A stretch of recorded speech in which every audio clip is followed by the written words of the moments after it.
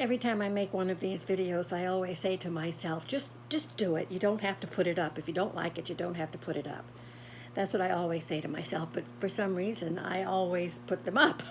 So I'm going to go ahead. This is a testimony, an experience that I had that has come to my memory. I mean, all kind of things are coming back to my memory, so I'm going to share it since this is my blog. So this was one of the, after I had already been pushed out of my church, or one of my churches. I'd already been, told to leave and don't come back. But I didn't want to leave the organization. I'm guessing, these churches are, knowing that every church takes on the personality of the pastor. Well, maybe there's another pastor that will be able to endure me. So, in my journey. So I went to another one of the churches in this organization, and I would sit in the very back seat so nobody would notice me, okay? All right, so I'm in the very back seat. Well, what happened was, over across the aisle, there was a mother with her baby, and the little baby threw up all over the carpet, right there in the middle of the aisle where people walked. Well, what I did was I got up and I went to the bathroom and I got paper towels and water and stuff. And I went and right in the middle of their service, now they're having service, and I'm cleaning up, the vomit so that nobody is going to walk through it. I took it upon myself to clean it up. All right, so I cleaned it up, well. At the end of the service, guess who has a little talk with me? It was the pastor. He takes me aside.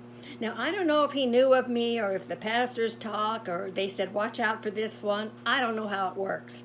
But he did say to me, he said, sister, he said, and it was because I had gone and cleaned up the vomit. He said, sister, you know what your problem is? I said, no, tell me, what's my problem?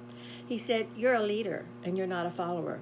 He said, unless you learn to follow, in this church, you'll never be a part of this church. You have to be a follower. You cannot be a leader. So I mean, this is too much. Isn't this too much? So this brought a question to my mind. I said, God, you made me what I am. You made me a leader. Why would you make me a leader and expect me to be all of a sudden become a follower? Especially, following all these, errors that, that's not things that I don't see in the Word of God. So I knew I'm in trouble. I'm in trouble because I'm not a follower. I'll never be a follower. Except of the Lord Jesus Christ. I follow him. I don't have any trouble following Jesus Christ or his Word.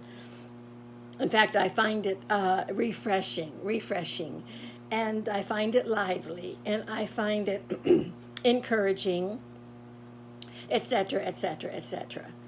So, and especially, I think he brought that to my memory this morning because he's beginning to open my understanding into why he made me a leader.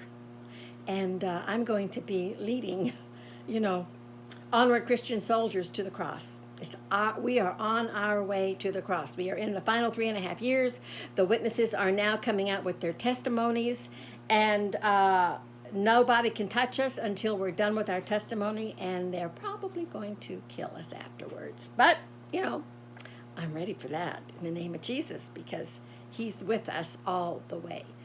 In the name of Jesus, I bless you all. God bless you. And now I'm going for my walk outside. It's a beautiful day outside.